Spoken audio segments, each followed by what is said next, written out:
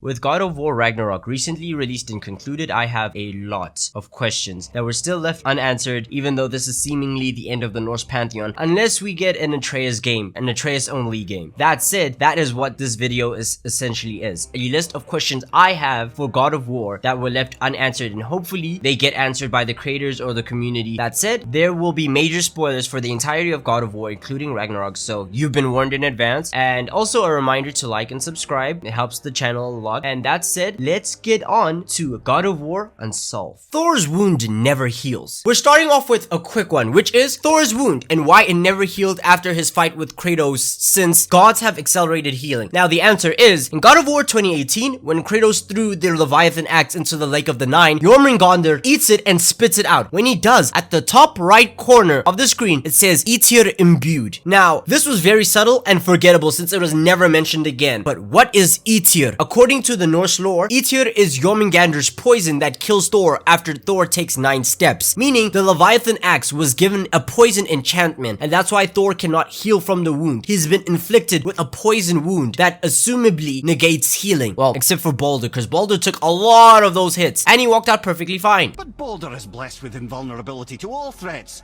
physical or magical. Enough. There are consequences to killing a god. Why? How do you know? How do you know?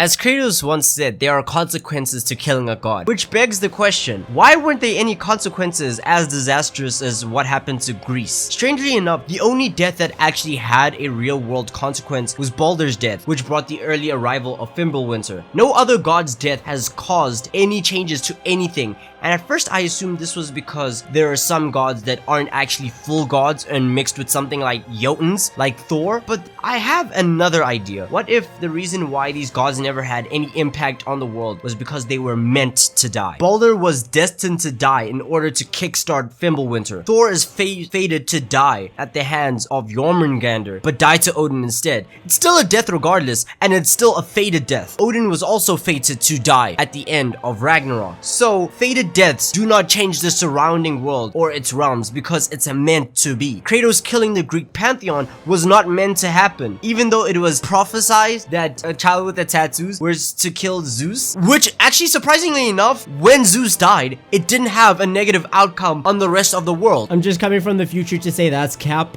Zeus's death caused unending storms since then, but my point still stands though. Even then, Zeus was fated to die and his death didn't impact the world, but every other god that wasn't fated to die, all of a sudden, it had disastrous impacts on the world around it. So Ragnarok was something that had to happen. It had to take place, regardless of Kratos' involvement as foretold in the lore. As far as I'm aware, the Greek pantheon does not have an entail akin to Ragnarok, and so their deaths aren't actually meant to happen. Kratos is he's someone who's defied fate with his existence alone, and I assume this will happen to any other pantheon that Kratos could possibly kill. So, assuming this is the case, he could cause the same destruction of Egypt the same way he did to Greece, because the gods of Egypt, as far as I'm aware, to my knowledge, do not have a Ragnarok event. They aren't fated to perish either. So Kratos' involvement in the death of any of the Egyptian gods would cause subsequent cause of events that would cause the destruction of Egypt. Thor's death. Now, Thor's death at the end of Ragnarok has had me scratching my head since I saw it. His death before he could reach a redemption arc was stolen by the absolute strangeness of his death. Like, Thor's body just vanished like an NPC. This was not a normal death. No Aesir god prior to him has had such a death. Just Thor. In fact, the last time I've seen somebody who's had a death in this exact manner was Athena. But why? I chalked it up to Odin's spear having some kind of spell that would cause a death like this, but I felt so dissatisfied with the conclusion. It felt like a throwaway excuse, and something in me just felt to my very core that this could have meant something more. And like Odin, I just had to know more. In fact, I think through know something is off off as well, as she was on her mission involving Thor, and I don't think it was just to find Mjolnir. Like, she was looking for something more. Now, while watching a lot, and I mean a lot, of God of War videos in search for the answer, I think I found the best idea, or the best lead. Now, in a YouTube video by Abdbay,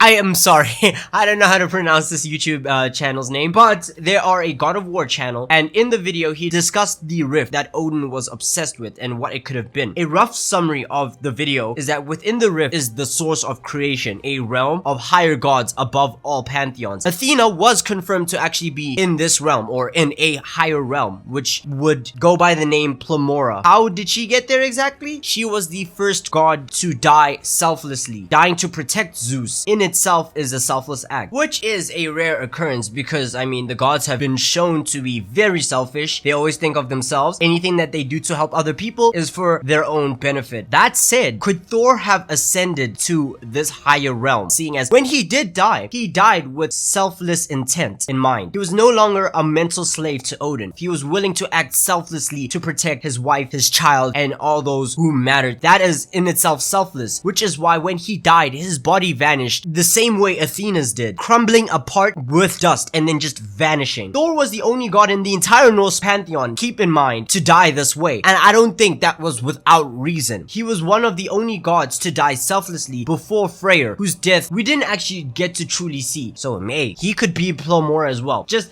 throwing that there, okay? But we're focusing on Thor right now, and if this is the case, I find it very funny in a kind of poetic way. Now we're halfway through the video, almost done. If you've made it this far, be sure to like and subscribe. Like an attendance record lets me know that you're here, and it helps a lot. That's it. Let's continue. Who called Jormungandr in God of War 2018? Now, the horn. This part of God of War has been scratching at my brain for years at this point. For goddamn years. And it will continue to do so until it gets answered. Who called Jormungandr in the God of War 2018 game? Okay, for those who just need a refresher's course, in God of War 2018 or God of War 4, after Atreus falls ill and Kratos takes him to Freya, before you have to go fetch the Blades of Chaos, in the elevator contraption thingy, the horn that is used to summon Jormungandr is blown. And this wasn't even an accidental placement of an audio file, because Mimir himself even calls attention to it, and it's never touched upon ever again. Even clips where members of the Santa Monica team play the game, they purposely ignore it as if it's not there. And I can't wrap my head around why, especially if it's not going to be touched upon in Ragnarok. So you're going to just sit there and listen to my theory on who could have blown the horn and what the possible conversation could have been with Jormungandr. First, we have to start by eliminating possibilities, meaning Kratos, Mimir, Atreus, they're out of the picture. Freya as well, because she was in her home at the time the horn was blown. We are immediately eliminating anyone from Asgard, so all Aesir are eliminated because we know that the giants hate the Aesir, especially Jormungandr, who even almost attacked Kratos and Atreus as a result of Mimir misspeaking to say that they were with Odin. So that removes Baldur, Odin, Sif, Heimdall, and especially Thor. Now Tyr has to be eliminated as well due to him thought to be dead or currently being in Odin's prison at the time. At first, I would have suspected it was Odin who could have transformed into someone Jormungandr may have been familiar with, such as Tyr, and Odin, who has been seeking knowledge, may actually know the language. But the biggest problem I have with this is that, surprisingly enough, it almost seems as if Odin doesn't know how to speak the language. This feels like one of the gaps in his knowledge. And not only that, what would he have gained to communicate with the world serpent? Can I also just realize that I forgot to mention the whole fact that it can't be Odin disguised as Tyr, because Odin is still trying to put the front that Tyr is missing. So him just transforming into Tyr to try to talk to the world serpent could intensely backfire. Just saying. So what would Odin have gained from talking to Jormungandr? My theory once was that Odin decided to transform into Tyr and try and have a conversation with Jormungandr as to ask the world serpent where he came from in order to kind of backstep his way into Jotunheim. Although this attempt obviously failed, since it seems that Odin wasn't able to find his way to Jotunheim regardless. But at the end of the day, I don't actually think it was Odin, so that means we have to go back to the drawing board. We now have to make the list even narrower by excluding or including people who can speak the lost tongue or the forgotten tongue that Jormungandr speaks.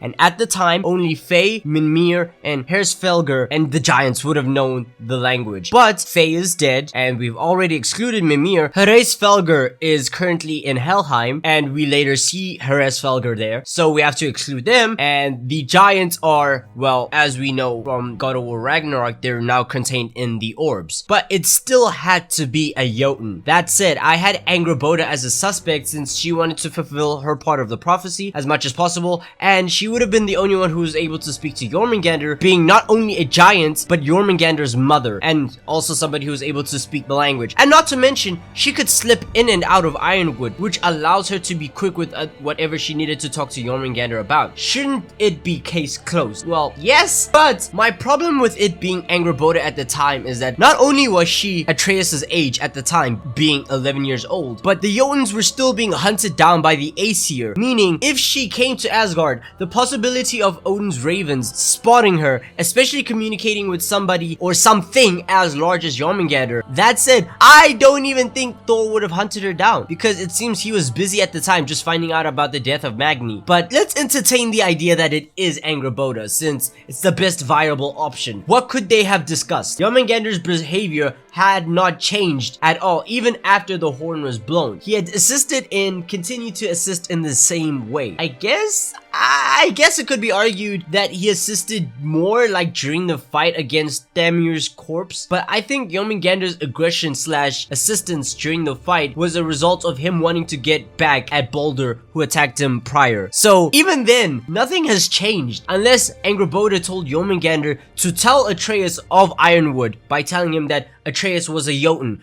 because Jormungandr already saw Atreus as familiar, so Angrboda would be his vouch or his confirmation that, oh, okay, we can tell him about Ironwood later on in the line if he ever asks about it.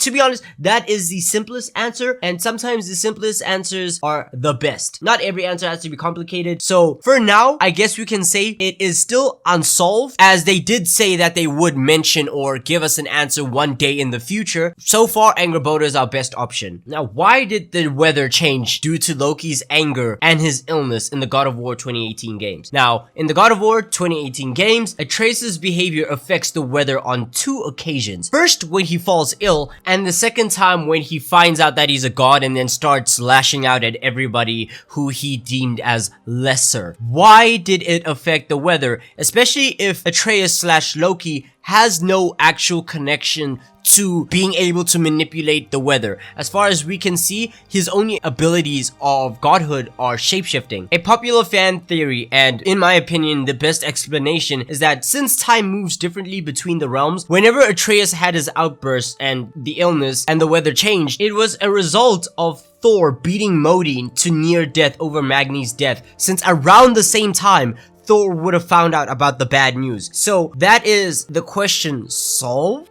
Question mark? I mean, it's a theory. It's a good theory. And right now, it's the best option we have. Can Garm / Fenrir reopen the tear of creation that was closed when Loki broke the mask? And another question, why did Garm attract the mask in the first place? In the middle of God of War Ragnarok, Odin sends Atreus, Thrud, and Heimdall to Helheim in order to find the final piece of the mask. However, the mask piece drew them to Garm, who once freed had the ability to tear holes in between the realms. But what had me curious is, why do the tears in reality look exactly like the rift that Odin was trying to use the mask to get access to? It's the same color, the same appearance. So I'm wondering, if Garm, now Fenrir, can learn how to control their ability, do you think that Garm / Fenrir can now recreate the hole in reality and open it once again? For now, it's a question that will remain unsolved, but it's definitely something you can think about. And even if Garm can open the hole, I doubt anybody can access it now that the mask is gone. But with that said, we have reached the end of this video. Once again, be sure to like, comment, and subscribe, especially if you made it this far. Dislike it if you dislike it.